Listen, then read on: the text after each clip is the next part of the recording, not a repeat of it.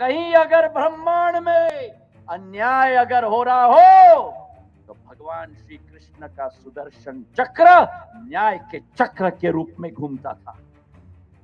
और आज उनके समाज को मैं प्रणाम करता हूं, उनके वंशजों को मैं प्रणाम करता हूं।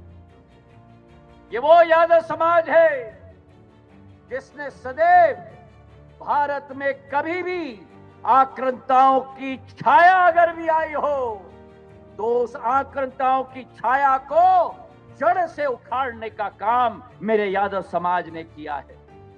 मैं कभी नहीं भूल सकता 1962 में जब रेजांगला में युद्ध हुआ था, जो हमारे सरहद का पॉइंट है, 120 यादव समाज के सेना के सेनानियों ने अपनी जीवन की कुर्बानी दी थी इस देश की एकता और अखंडता के लिए। तो जहां मेरे समाज में कोमलता है, जहां मेरे समाज में न्याय दिलाने की क्षमता है, वही मेरा समाज इस मां पृथ्वी और गौ माता की रक्षा करता है। तो आज इस समाज को जहां मैं दंडवत करता हूं, वहीं इस बात का भी ऐलान करता हूं कि चाहे मेरी आजी अम्मा हो, चाहे मेरे पूज्य पिताजी हो, सिंधिया परिवार और चाहे मैं हूं, सिंधिया परिवार सदैव चट्टान की तरह यादव समाज के साथ खड़ा रहा है। और ये अतिशयोक्ति नहीं होगी अगर मैं कहूं कि जहां सिंधिया परिवार चट्टान की तरह यादव समाज के साथ खड़ा था, वहीं जब जब सिंधिया परिवार के ऊपर कठिनाई का समय, दुख का समय आया हो, मैं 2002 कभी नहीं भूल सकता, जब आप सबका प्रचंड बहुमत और उसके बाद हर चुनाव में प्रचंड बहुमत आपका रहा। यादव समाज सदैव सिंधिया परिवार के साथ, चट्टान के साथ खड़ा रहा है। मेरी आजी अम्मा के समय में जहां एक तरफ देशराज सिंह जी को राजमाता साहब ने आगे किया, आगे बढ़ाया राजनीति में, और राव देशराज सिंह जी ने भी क्षेत्र में विकास और प्रगति में कई नई सौगात लाई, वही मेरे पूज्य पिताजी ने मुंगावली में गजराम सिंह जी हो, हमारे राम सिंह जी हो, कोलारस के एक एक यादव समाज के बंधुओं को आगे करने का कार्य किया। और जब मेरा मौका आया और इम्तिहान की घड़ी थी मोहन जी, जब मुझे अशोकनगर जिले में और शिवपुरी जिले में, जगदीश यादव जी भी बैठे हैं मेरे साथ, पैदल चले हैं, पग पग चले हैं, पद यात्रा की है, जिला अध्यक्ष मनोनीत करने का समय आया। और उस समय जहां हमने शिवपुरी में राम सिंह यादव जी को अध्यक्ष बनाया, अशोकनगर जिले में श्रीराम सिंह जी को हमने यहां अध्यक्ष बनाया, सारे लोगों ने मुझे कहा दोनों जिलों में आपने यादव अध्यक्ष बनाया। मैंने कहा मैंने दोनों जिलों में यादव अध्यक्ष बनाया है, और ताल ठोक के कह रहा हूं मैंने बनाया है, मैंने अच्छे लोगों को बनाया है मेरे भाई और बहन। और उसके बाद 29 लोकसभा में से भाजपा और कांग्रेस ने दोनों ने टिकट दिए, लेकिन जहां हमने अपने यहां वीडी शर्मा जी कितने दिए, 6, और कांग्रेस ने 1। इतनी कंजूस है कांग्रेस, देखो ये हालत है उसके, वो माता बहनों की इज्जत करना नहीं जानती है। ये देश का दुर्भाग्य है।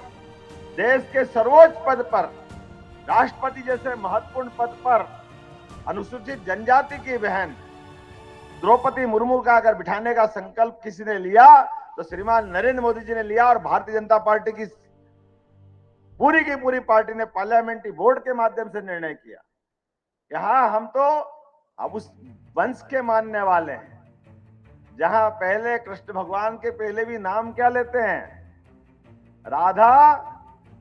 यह हमारे देश की संस्कृति, बोलो राधा, सीता, हमारे अपने वंश में तो, हमारे अपने देश में तो, हमारी संस्कृति में तो माता बहनों का क्या सम्मान करते हैं, और करना भी चाहिए।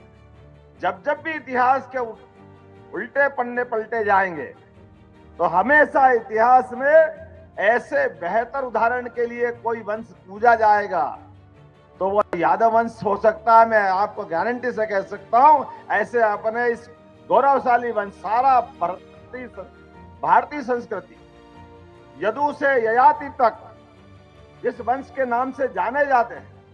सारी धाराएं वहां से निकली, रघुवंश की वहां से निकली है, और ये भगवान कृष्ण का वंश भी वहां तक निकला है। सारा देश अगर ये संस्कृति दुनिया में पुजाती है तो किस कारण से पुजाती है? ये पुजाने का कारण है त्यागमय संस्कृति, सब कुछ लुटा करके भी आनंद देने वाली संस्कृति। करना चाहूंगा, हमारे लिए पुरानी बात भी, चुनाव में गुना लोकसभा से जो प्रचंड जीत दी है, उस जीत के बलबूते पर जोरदार तालियां केपी यादव जी के लिए, उतनी तालियां सिंधिया जी के लिए बजना। दोनों का महत्व भी बताना चाहूंगा। हमको मालूम है अलग अलग प्रकार के लोभ, लालच, प्राणी, कितने प्रकार की बातें होती है, लेकिन धर्म मार्ग पर चलने वालों के लिए चुनौती होती है। उसको लगातार संघर्ष करना होता है, और संघर्ष करने में मुगलों से भी जिनने संघर्ष करके, हम तो गोपाल कृष्ण की जय बोल रहे हैं। सिंधिया वंश ने उज्जैन में गोपाल मंदिर भव्य और दिव्य बना करके दिखाया। ये हमारा उज्जैन का इतिहास बताना चाहूंगा। जोरदार तालियां बजाएं इस बात के लिए। कैलाशवासी बाईजाबाई महारानी जी ने अपने पैसे से भगवान कृष्ण का मंदिर बनाया। वो मंदिर बना करके जो गौरवशाली एक और बड़ा पृष्ठ है वो भी खोलना चाहूंगा। 1000 साल पहले मोहम्मद गोरी के समय, और गोरी ने हमारे अपने भगवान द्वारका का, और द्वारका में जो लूट मचाई थी, सोमनाथ में जो लूट मचाई थी, और यहां से दरवाजे चुरा के ले गए थे। पन्ना के दरवाजे चांदी की चौखट में जड़े हुए। जब हम कमजोर थे, काल के प्रवाह में ले गए होंगे, कोई बात नहीं।